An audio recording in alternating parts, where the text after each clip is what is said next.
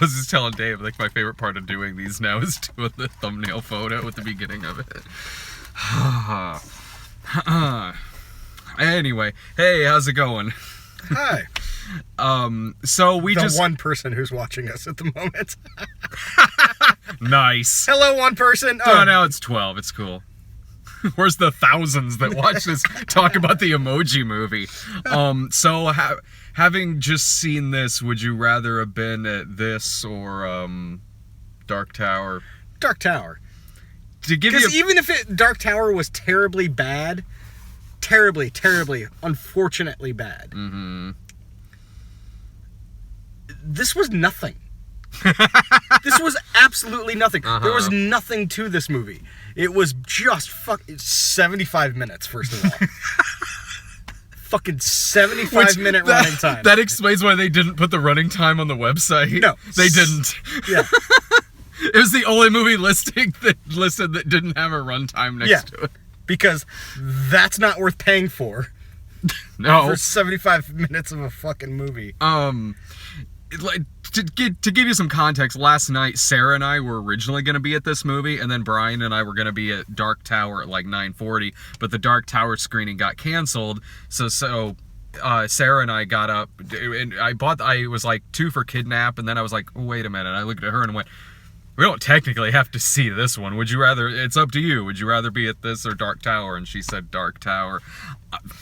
Honestly, I think you would have been way more mad at the Dark Tower than But you fine, were at least it would have been something. I can see that.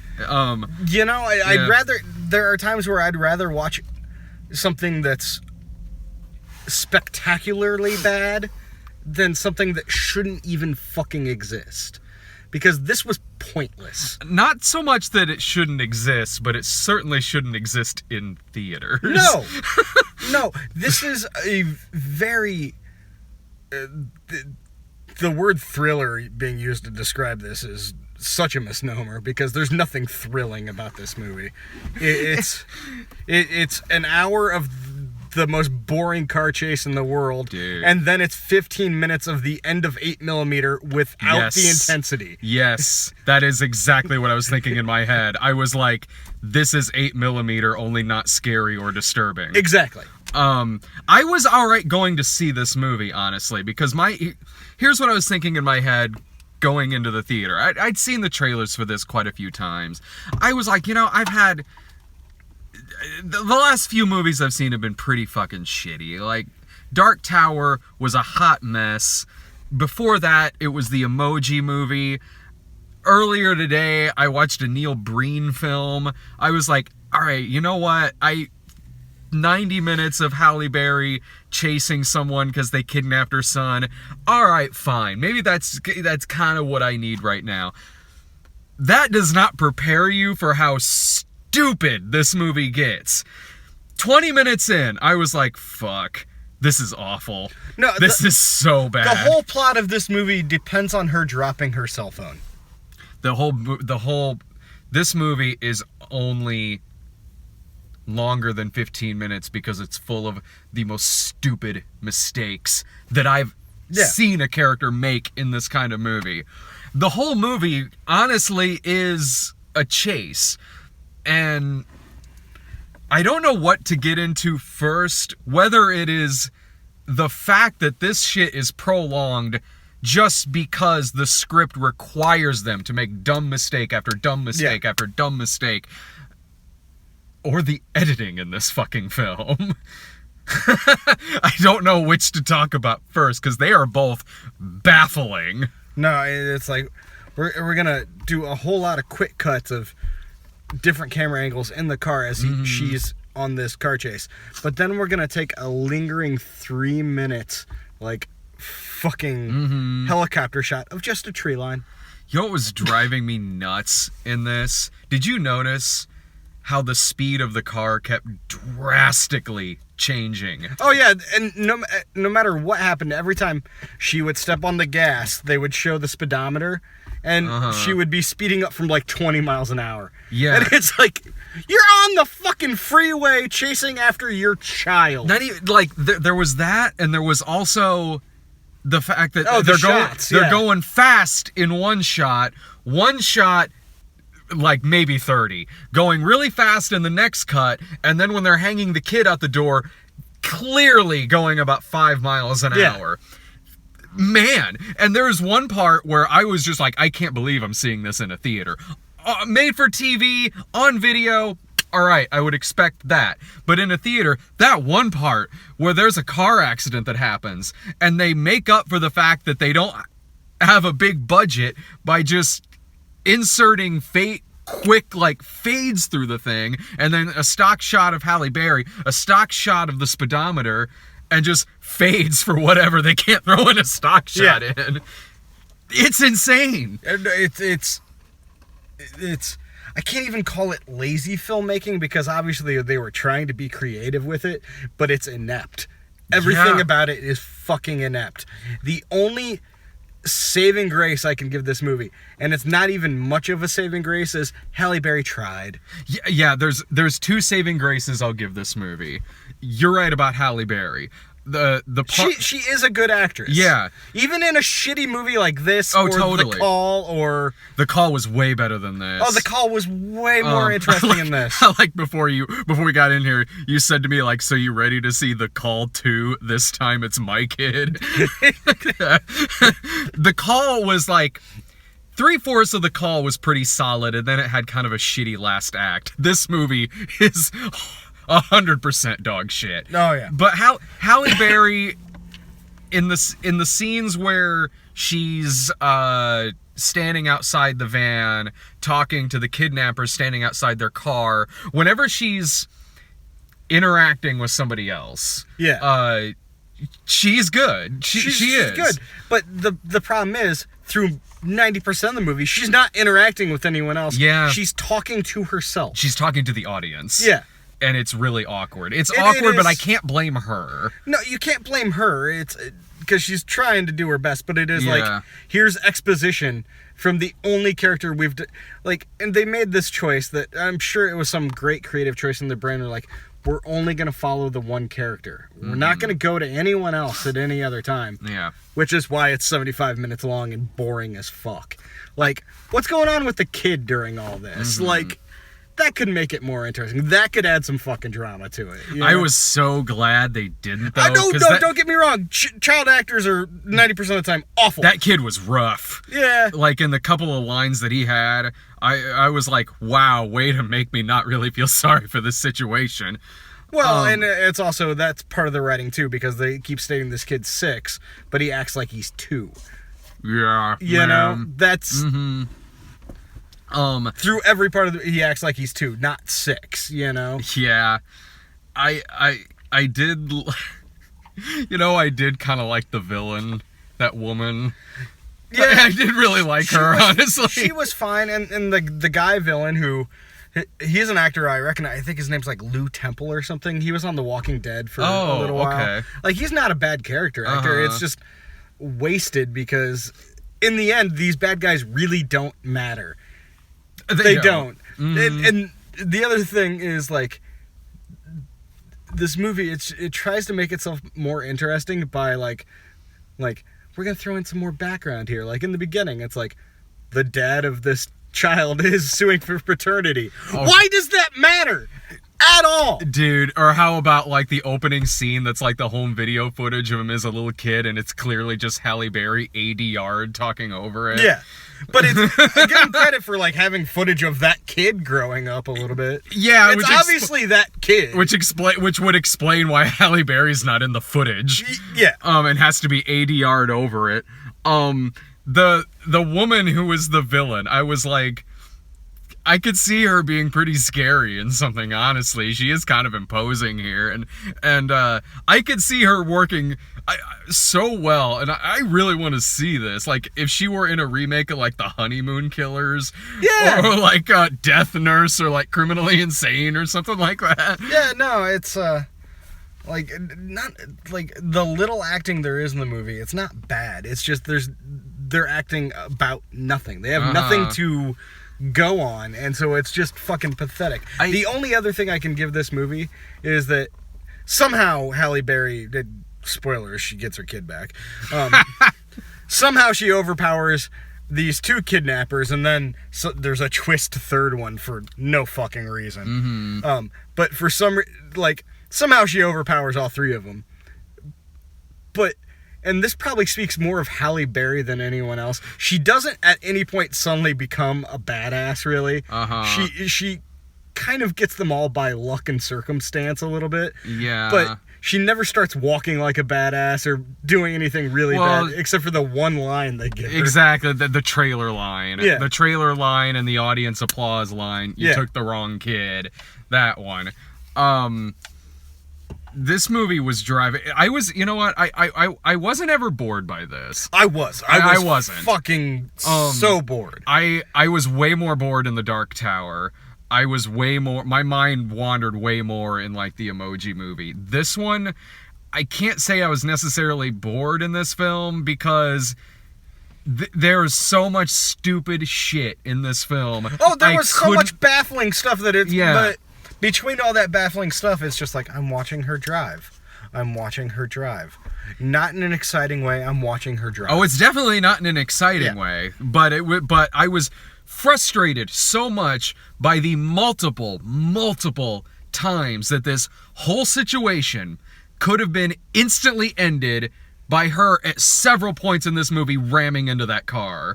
Well, and yes, in movie world, yes. And she eventually does. Oh, she does when they're in a stronger car that wouldn't instantly destroy the car they're in. But I do have to say, like, as a parent, like, you know, they didn't have that kid in a fucking car seat, so ramming that car on the highway at a high speed, you could be killing your There's child. several scenes where they're not on the highway. Oh, no. And she could have done that. Yeah. In the first 15 minutes, as soon as he is kidnapped, they're stopped at a red light. She could have hit the car in front of her that hit that car that put it into the car that was right in front of that red light. No, she decided to get out. And it's stupid shit like that was driving me nuts in this film. No, and you know, in the moment, in reality, yes, you might not be thinking that way. Your brain might, but it's still a fucking movie. You know, like, this is a movie. Let's have some movie shit. Like, not just excuses. Because that's all this is. This is just stupid excuses. And it's just like, also, everyone in this movie is apparently deaf. Yeah! I was noticing that too. At that point where, like, the car stops and she stops behind it, she runs to the car in front of them and yells, "They kidnapped my son." Yeah. And the person in the car is just like, "Can't hear you." It drives off. It's like, I'm sorry, if someone's right outside this window and starts screaming, "They kidnapped my son," we'd be able to hear them. No, yeah. And even the kidnappers themselves, there's one point in the movie where the woman hangs the kid out the window and has a knife up against his throat, and then by doing that, she points to Halle Berry to take the exit. Oh, she could have taken her arm right fucking off. Oh, definitely that. Definitely that. But also, Halle Berry does take that exit, but a minute later just gets back on the same highway and is following right behind him again. I guess the point of the kidnappers was to say, "Look, can you give us a minute?" Could you look, can you just get off the highway? But really just for a minute. You can keep following us for the rest of the movie. God, this is stupid. Or when the woman is in the backseat of the van and decides to kill Halle Berry in this tunnel. For some reason, they wait till she's in a tunnel. Decides to kill her from the backseat by strangling her with the seatbelt. I've never been in the situation where I needed to kill someone driving the car I was in. But I would always be concerned about crashing. Because if I have to lean forward to strangle them, that means I don't have my seatbelt on. Yeah. Which means if the car crashes and I'm in the back seat, I'm probably gonna die. In this movie, though, it's okay because when it cuts to the shot of her falling out the car was only going 2 miles an hour. I know, shit. In that one shot, it was going super slow. No, yeah, that's very true. In fact, I'm not even 100% sure how the guy died. Like, it didn't really show because he's like halfway hanging out of this thing, and it goes in, and he's holding on the gun, she's holding on the gun in his arm, like he smacked into something maybe, but at the same time it's like, the first time he hit a tree, he'd have just bounced off. Yeah. Like, in that car going in neutral couldn't have been going more than 5 or 6 miles an hour. Like, it would have hurt. But it wouldn't have, like, killed him. Right. I was sitting there like, okay, he died from PG-13. That's how he died. Yeah, I'm and that's the other thing. Rated. As a parent, like, if someone kidnapped my kid and I had just incidentally killed them, I probably wouldn't have just rolled them over and rifled through their pockets. I probably would have taken a minute to just cave in their skull for... yeah. Just out of anger. Like, no, she got out, patted the hood of her trusty fucking minivan. That's when you go full Nicolas Cage at the end of 8mm, when he just pistol whipped Gandolfini after calling the girl's mom.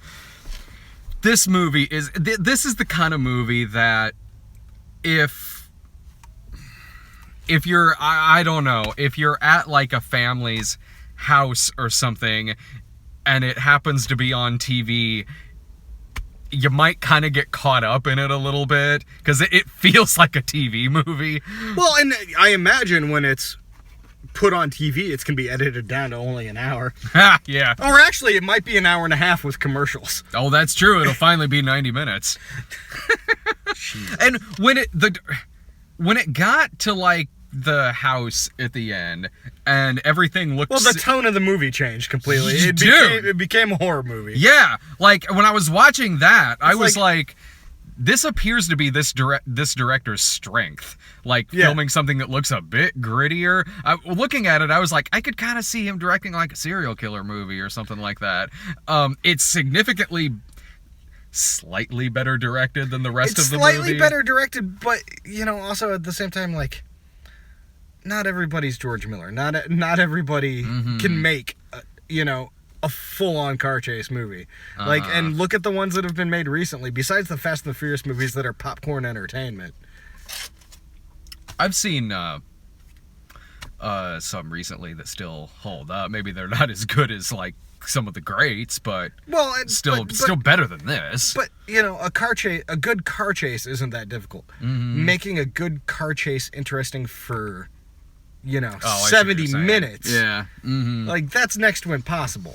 It could certainly be done, but by someone who's more experienced at it than this guy. This guy directed a pretty good movie called Pusher with Richard Coyle, which is grittier than this. So I'm like, okay, maybe that's more so this guy's strengths. Yeah. But this is a movie that was made 3 years ago. Yeah. Who knows how much this has been edited? Yeah, with a runtime of 75 minutes, I'm wondering if, in re-edits, if the first half was extended and the second half was cut down.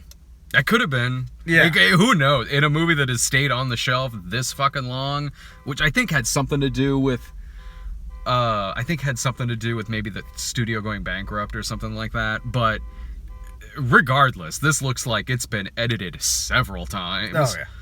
Damn. Anything else? Fuck this movie. Yeah, this was bad. This was really bad. Its only purpose is, again, I could see, like, us getting caught up in it if we're hanging out over at your folks' place and they happen to have this movie on for whatever reason. Yeah, but in that period of time, I would have been high as balls. Yeah. There's so much better movies you could be... Honestly...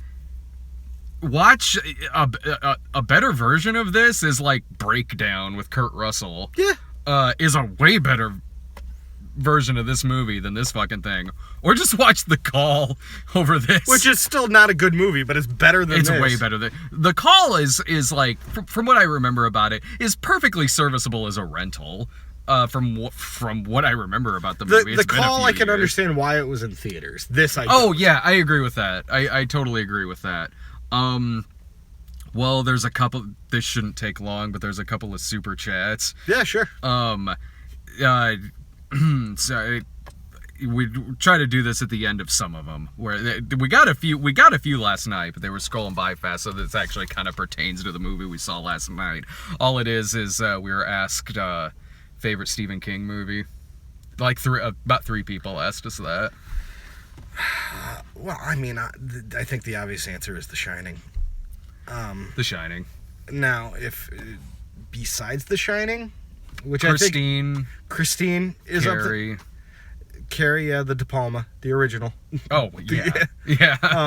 Shawshank, Green Mile. The Mist, especially the black and white version. And I'm going to go out there and say this because it's kind of a guilty... The Dark Half. Yeah. That's kind of a guilty pleasure. I don't know if Green Mile would be in my top 10 necessarily, but like I don't know that it would be in mine. But Cujo would honestly be in my top 5. Yeah, Cujo was the original. It was terrifying to me. I mean, I know that was a mini series or whatever. I found that movie terrifying. But here's the thing. Like, I'll be honest. I like a lot of Stephen King movies. Mm-hmm. I find him insufferable as an author. And I love Stephen King. I do. Not that I've read every single one of his books. I haven't. But I did grow up reading Stephen King. And I do love it. But the best Stephen King adaptations, to me anyway... short stories. Like, well, they are the ones where certain liberties are taken. Yeah. Because for me, a lot of things that work about Stephen King... isn't stuff that would translate on film very well. There's a difference between you're reading it and you're really caught up in this world and you're accepting it in that regard, because I do love his dialogue and I enjoy his characters, and I can accept a lot of the different really far out stuff that happens in the book. Now you have a whole book to really immerse yourself into that world. That's different than when you're watching something that's being a little too literal with an adaptation, and then the hedge monsters come in that Shining miniseries, or the house that like attacked him in Dark Tower, or the rocks, Carrie, the storm of rocks and things like that. Some stuff just... Well, the best movies are the ones that do kind of, they take what works and maybe not so much what wouldn't work on screen. And I'll always give Stephen King credit. I think he's a genius at coming up with ideas. Certainly. And solid ideas. Mm-hmm. I don't like his writing style. Mm-hmm. I find it slightly childish and insufferable. And I don't think the man could come up with an ending to save his fucking life. But that's my opinion on him as a writer. Sure. If we're just talking movies, there's a ton of great movies based off Stephen King stuff. Absolutely, there are. Absolutely. And like, there's more good ones than bad ones, honestly. Like, there's some bad ones, but I think there's more good ones than bad ones. Oh yeah, like I said, I when someone doesn't like his work, like you for instance, I know a lot of people who don't. I get it. I do. Well, it's like I completely understand if someone hates Kurt Vonnegut, who's my favorite author. Right. You know, like, yeah, or hates Cormac McCarthy, who's another one of my favorite authors. Mm. I get that, because the man's a fucking stone cold bummer. Dude, my favorite author is Bret Easton Ellis, and I totally get it if someone doesn't. Yeah.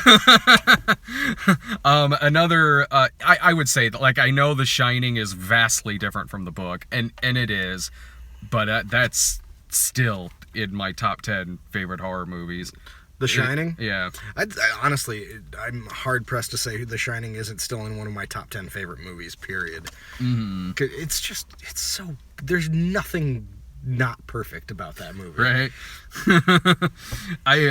About every other year they re-release it to theaters, and it still spooks my shit out. Like, it really does. Other question that was asked, this will be easy enough, but it was asked when the old podcasts that we did are going to be put back onto the site, like Snobcast and the random button. Probably not. No, they are. They are. There's a lot of things where the links haven't been fixed, because we were with Screenwave for a while, and then they changed their links, so there's a lot of videos that aren't there on the site, just simply because the codes need to be switched out.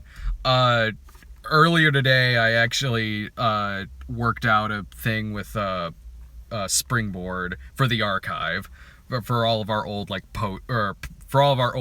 pre-YouTube stuff, and that includes the podcast. I gotta start uploading old videos onto that platform, and then the codes will be changed. So yeah, eventually the old stuff like that, or the big box and Bruno Mattei show and like all of that, they'll be back on the site. The codes just need to be switched out is all. Irving and I are gonna try to see Detroit tomorrow, possibly. It's playing. Eventually I'll see it. We're gonna try for tomorrow. Other than that, I don't know what comes out next week. I could look, but I'd have to take our light source down. Then you wouldn't be able to see us. Oh no! We'll do it the spooky way.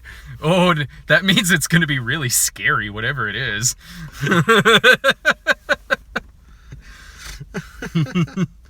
We're looking. Well, it looks like one of our earlier It'll be videos. Annabelle Creation, so that I hear is really good. I'm hearing really good things about and that. the Nut Job 2, Nutty by Nature. Ooh, and that's right after Allison gets back to Springfield, I think. Fuck, next week is also The Glass Castle. Ingrid Goes West. If a couple of those, I don't know if they'll even come here right away. No, and they won't. And then shit coming after that. All right, so thank you very much, everyone in the chat. You can follow us on Twitter. I'm at the Cinema Snob, and you're Max fucking Force, or Max F and Force. Yeah, you can follow me on Twitter. The 3 times I tweet a year. I see you tweet every now and then. Yeah, 3 times a year. Exactly, 3 times a year. It's it's 3 real tweets a year, and then the rest of the time it's just me yelling at faggot Josh. Follow that action. Say it.